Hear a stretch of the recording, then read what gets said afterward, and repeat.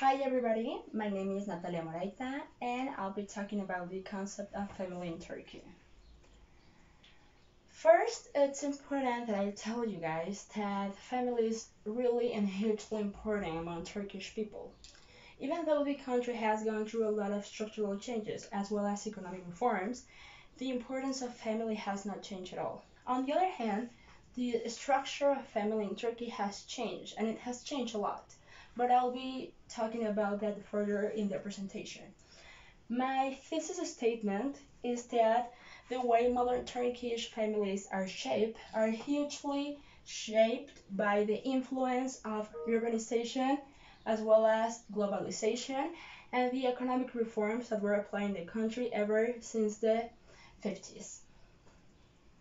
To explain how family has evolved, I will go through three main points. First, I'm going to be talking about the basic historical information of Turkey, and then I'm going to be talking about the extended family and the way families are nowadays in Turkey. First, it's important that we know where Turkey is located. And as we can see here in the picture, Turkey is located between Europe and Asia, which is also why it is called a bridge country and why it has a lot of cultural influence from both Europe and Asia. Um, on the other hand, on the religious matters, Turkey is not that diverse, and 98% of their population follow the Islam religion, which also explains why they feel so close to their family and why family plays a huge role in their life. They can also be described as a collectivistic culture, which means that a person will give up on their personal desires and personal, let's say, dreams to follow their dreams of their family and the desires of their family. So, the extended family can be identified in Turkey from the creation of Turkey, which was in 1923, ever to the economic reforms, which were applied in 1950. So, from these years, the family was hugely different from how it is today.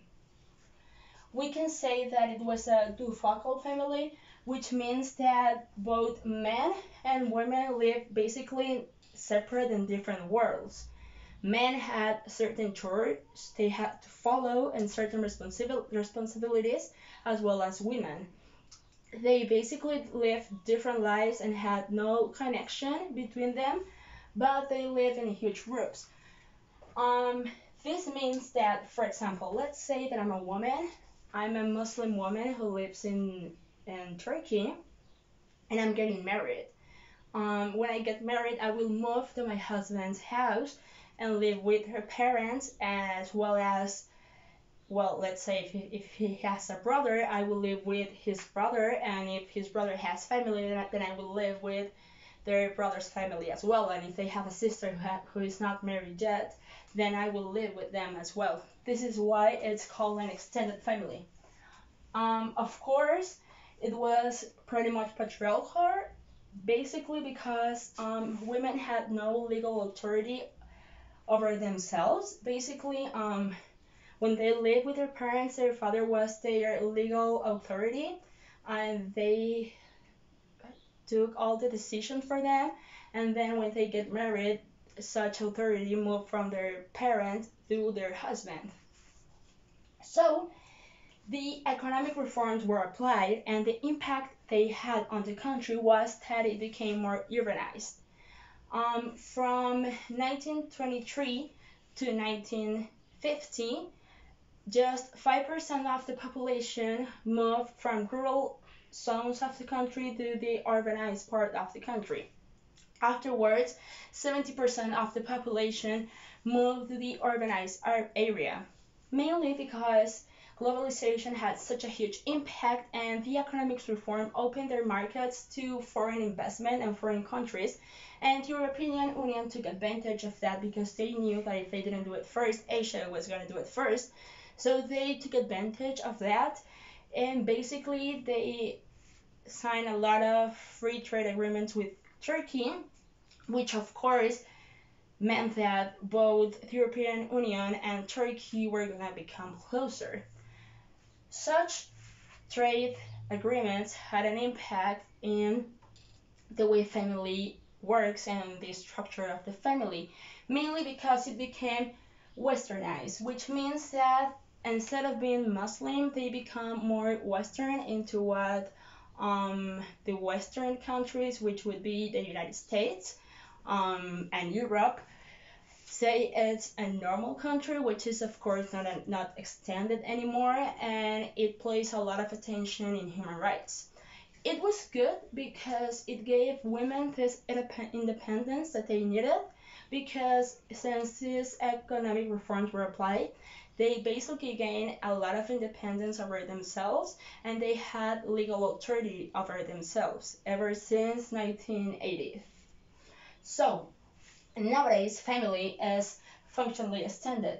This means that they all don't live in one house like I explained here, but they live in different parts, and now it's like one man, one woman, and basically their kid. That's like the basic family in Turkey, but they're functionally extended in the way that they are united, and let's say if you need some help, you will call some family member before you call a friend.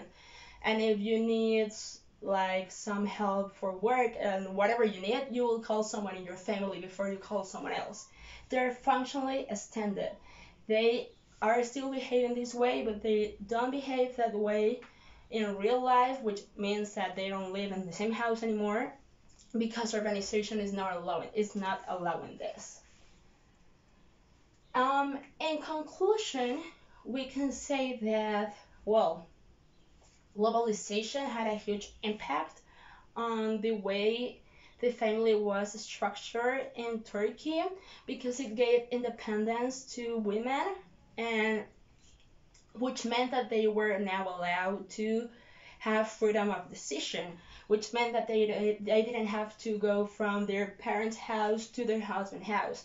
They now go to college, they can now marry whoever they want, they now have legal authority over themselves, which was one of the main reasons why family changed.